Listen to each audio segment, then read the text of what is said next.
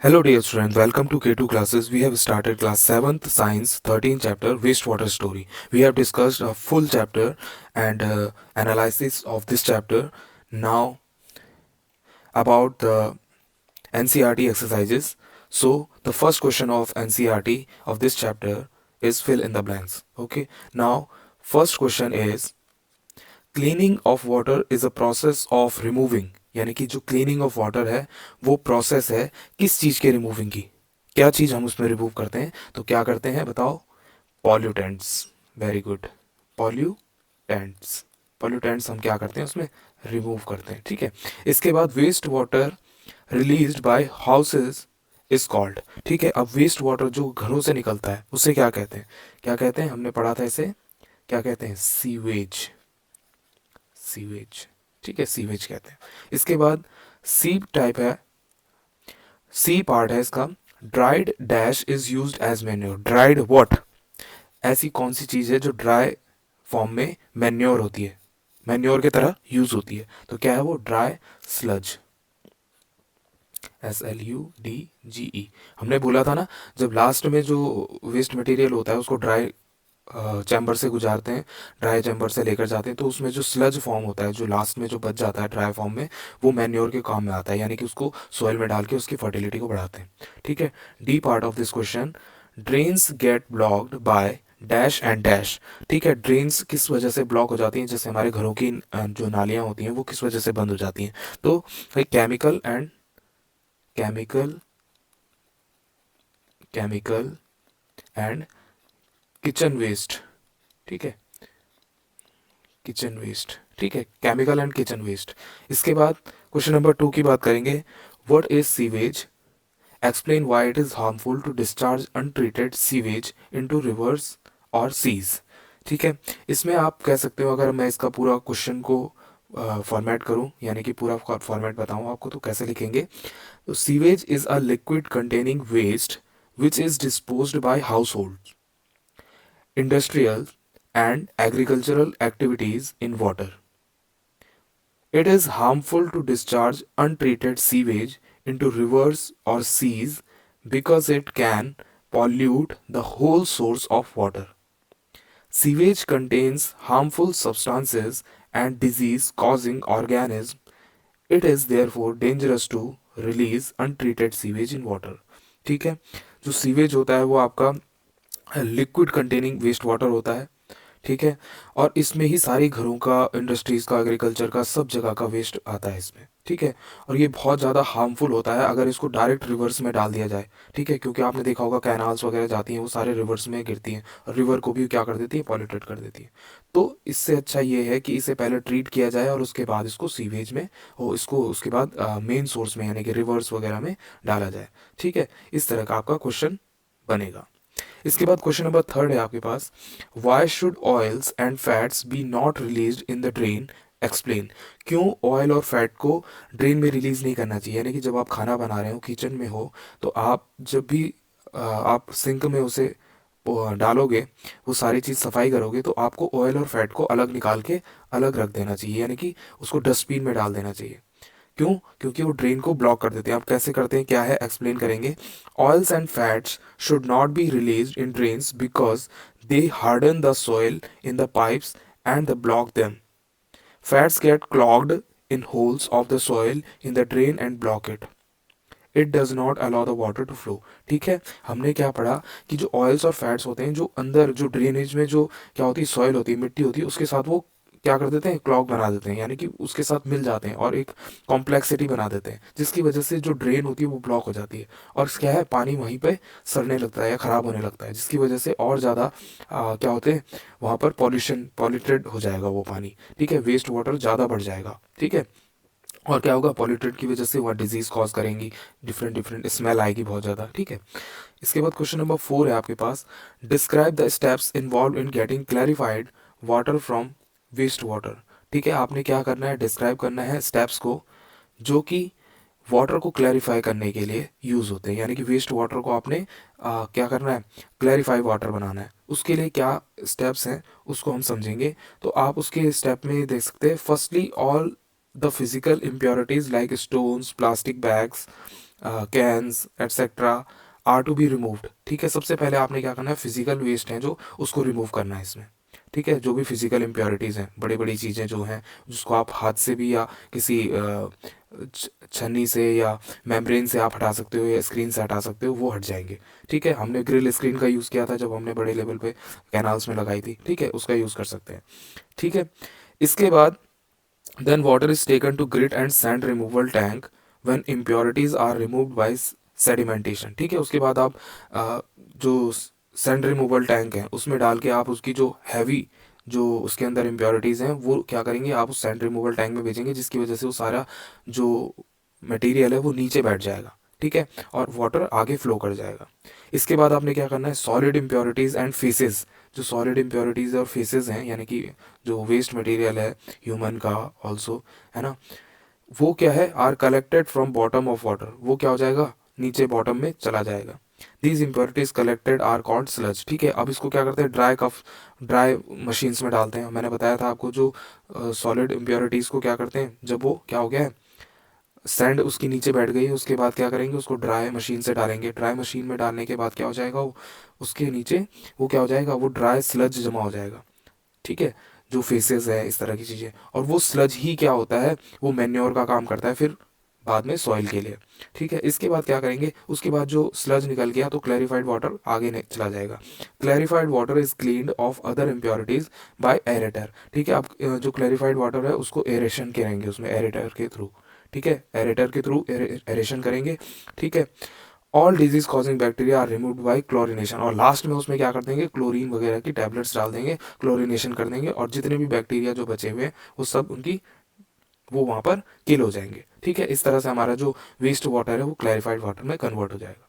ठीक है, question number 5, what is sludge, sludge क्या है, explain how it is treated, और स्लज को कैसे ट्रीट किया जाता है। तो हम कह सकते हैं कि sludge is the collected solid waste from the waste water during the treatment in water treatment plant. ठीक है, स्लज जो है वो क्या है, एक सॉलिड वेस्ट है, यानी कि जब हम वाटर में से वो सारा सॉलिड वेस्ट अलग कर देते हैं, ठीक है, ड्राई करके अलग कर देते हैं, तो वो क्या हो जाता है, स्लज हो जाता है।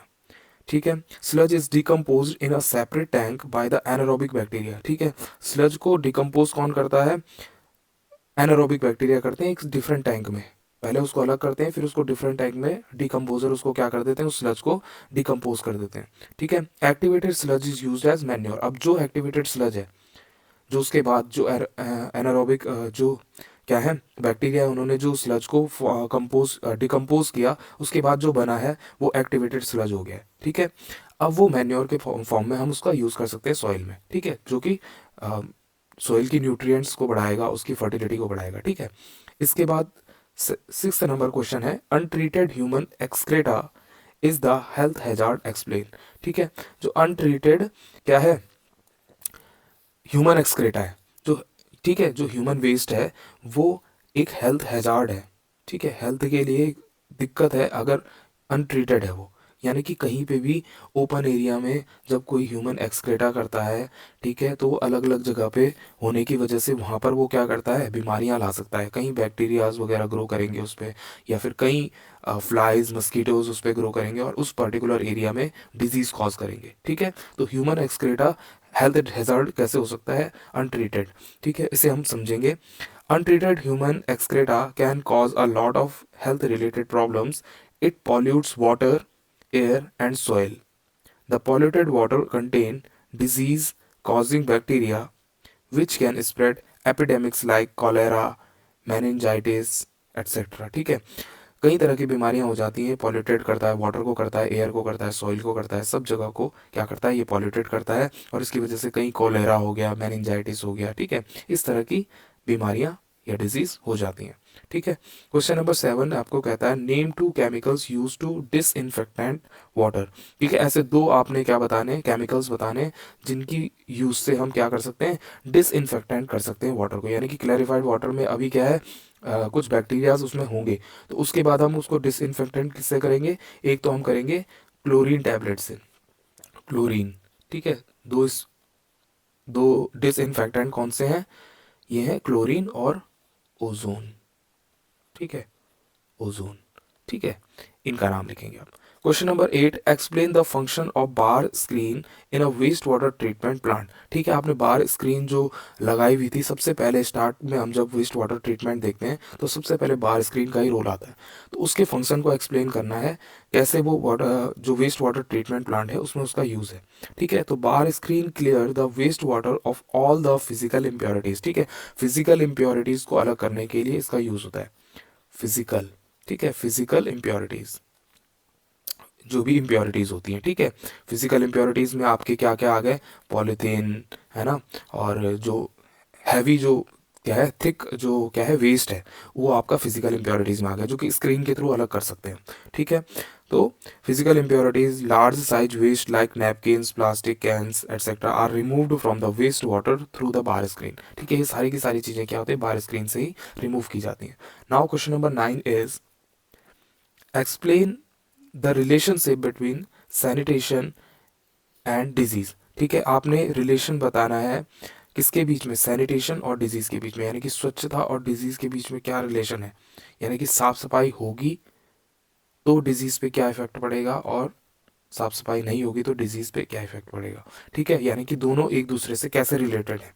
ठीक है, तो हम पढ़ते हैं, sanitation and disease are related to each other. Sanitation involves proper disposal of sewage and refuse from house and public places. If sanitation is there, no disease will occur. But if sanitation is not there, various types of disease will occur and spread. So sanitation should be kept to avoid disease। ठीक है, तो sanitation आपका होना चाहिए, sanitation नहीं होगा तो कहीं पे भी डिजीज़ कॉज कर सकती है, डिजीज़ बढ़ सकती है। ठीक है, साफ़ सफाई इसीलिए अपने आसपास रखनी चाहिए, पानी को जमा नहीं होने देना है, कोई भी किसी भी तरह का वेस्ट मटेरियल आसपास नहीं जमा होना चाहिए, आपके ड्रेन्स जो हैं वो क्लियर होनी चाहिए। ठीक है, इस तरह की चीज़ें आपको रखेंगे, सैनिटेशन रखेंगे तो डिजीज़ नहीं होती हैं। ठीक है, सैनिटेशन नहीं होगा तो डिजीज़ होंगी। ठीक है, question number 10, outline your role as an active citizen in relation to sanitation. ठीक है, आप एक एक्टिव सिटीजन हो। ठीक है, आपको ख्याल रखना है, अवेयरनेस रखनी है कि सैनिटेशन रहे आपके लोकल एरिया में, पर्टिकुलर एरिया में आपके सैनिटेशन रहे। उसके लिए आपको क्या, आपका क्या रोल है, ठीक है, कैसे सैनिटेशन आपके से रिलेटेड है। As active citizen we should take care of our personal environment sanitation. ठीक है, अगर हम एक एक्टिव सिटीजन है तो हमें अपने पर्सनल एनवायरनमेंट सैनिटेशन का बिल्कुल ध्यान देना चाहिए कि हमारे आसपास कोई भी ऐसी चीज़ ना हो जिसकी वजह से सैनिटेशन को दिक्कत हो, सैनिटेशन में दिक्कत हो। ठीक है, तो इसकी वजह से we should make people aware of the benefits of sanitation. ठीक है, हमें क्या करना चाहिए, अपने आसपास के जितने भी लोग हैं, देखो हम तो अवेयर हैं लेकिन हमारे आसपास के लोग भी अवेयर होंगे तो उनके घर भी साफ़ होंगे, उनके घर भी साफ़ होंगे, उनके आसपास का एरिया भी साफ़ रहेगा, सैनिटेशन रहेगा, तो क्या हो जाएगा, पर्टिकुलर एरिया क्या हो जाएगा, सैनिटाइज हो जाएगा। ठीक है, we should help municipal corporation to cover all the open drains and remove disease causing substances through in open. ठीक है, हमें म्यूनिसिपल कॉरपोरेशन की हेल्प करनी चाहिए जब भी वो ऐसे ड्रेन्स वगैरह को साफ़ करते हैं, रिमूवल करते हैं डिजीज़ का, तो हमें भी उनकी हेल्प करनी चाहिए, उनके साथ मदद करनी चाहिए। ठीक है, तो ये एक्टिव यूज़र्स का, एक्टिव जो सिटीजन है उनका काम है। ठीक है, जो एक्टिव हो, अब अवेयरनेस अपने आसपास रखनी होती है, जब हम अवेयरनेस रखेंगे तभी हमारे क्या रहेगा, ये सैनिटेशन की प्रॉब्लम नहीं रहेगी, फिर सैनिटेशन अच्छा रहेगा। ठीक है, इसके बाद 11th क्वेश्चन है आपका पजल, क्रॉसवर्ड पजल।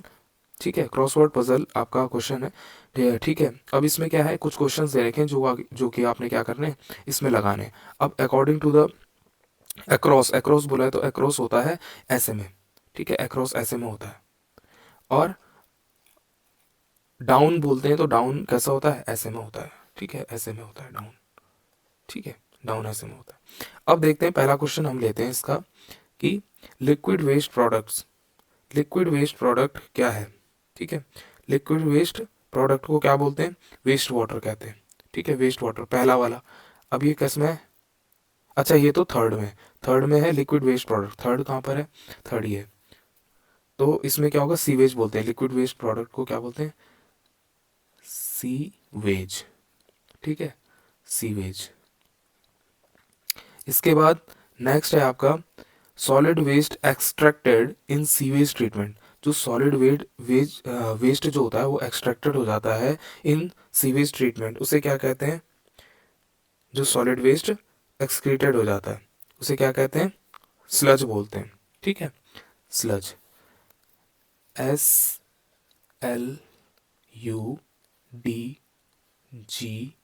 स्लज। ठीक है, स्लज बोलते हैं। इसके बाद नेक्स्ट आ गया आपका question, a word related to hygiene. Hygiene के लिए एक वर्ड क्या है? सैनिटेशन। क्या है? सैनिटेशन। हाइजीन के लिए क्या वर्ड है? सैनिटेशन। Sanitation, sanitation. ठीक है, सैनिटेशन, उसके लिए एक वर्ड आ गया। इसके बाद नेक्स्ट आता है आपका waste water discharge from human body. वे जो ह्यूमन बॉडी से जो वेस्ट वाटर का डिस्चार्ज होता है उसे क्या कहते हैं? ठीक है, तो क्या कहते हैं उसे? एक्सक्रेटा कहते हैं। ठीक है, एक्सक्रेटा। क्या कहते हैं? Excreta, excreta. ठीक है, एक्सक्रेटा कहते हैं। इसके बाद आपका डाउन वाले क्वेश्चंस हैं, यूज्ड वाटर। यूज्ड वाटर को क्या कहते हैं? यूज्ड वाटर को वेस्ट वाटर। क्या कहते हैं? Waste, WASTEWATER,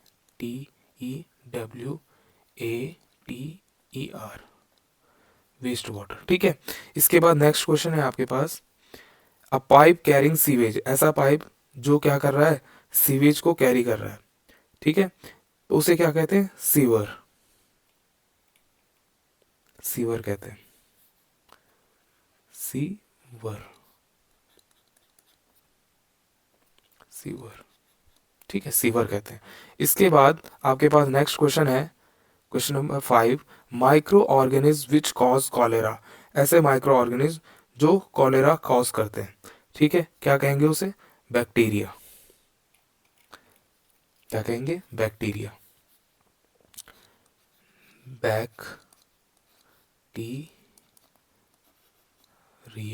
bacteria. ठीक है, अब लास्ट क्वेश्चन है आई थिंक आपका, लास्ट क्वेश्चन आपका कह रहा है कि yes, a chemical to disinfectant water.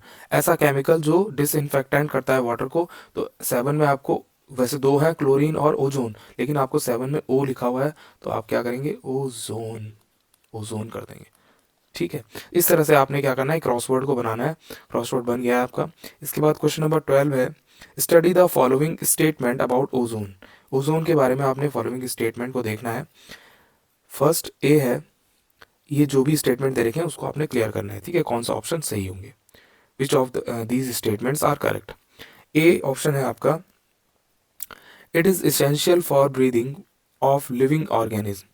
कि क्या ये जरूरी है कि इसेंशियल, ये इसेंशियल है for breathing of living organism. Living organism का ब्रीदिंग करना इसेंशियल है। ठीक है, इसके अलावा it is use to disinfectant water. ठीक है, ये डिसइंफेक्टेंट ऑफ वाटर का क्या है? It is use to disinfectant water. ठीक है, डिसइंफेक्टेंट वाटर का यूज़ करना सही है। सी बोल रहा है आपको, it absorb ultra violet rays. कि ये अल्ट्रा वायलेट रेज को क्या करता है? एब्जॉर्ब करता है। ठीक है, डी है आपका, it's proportion in air is about 3%। इसका प्रोपोर्शन जो एयर में है वो क्या है? 3% है। इसमें कौन सा आंसर सही होगा? देखेंगे इसमें कौन सा है। It is use to disinfectant water, ये वाला सही है। और इसके अलावा it absorb ultra violet rays, ये सही है। Study the following statement about ozone.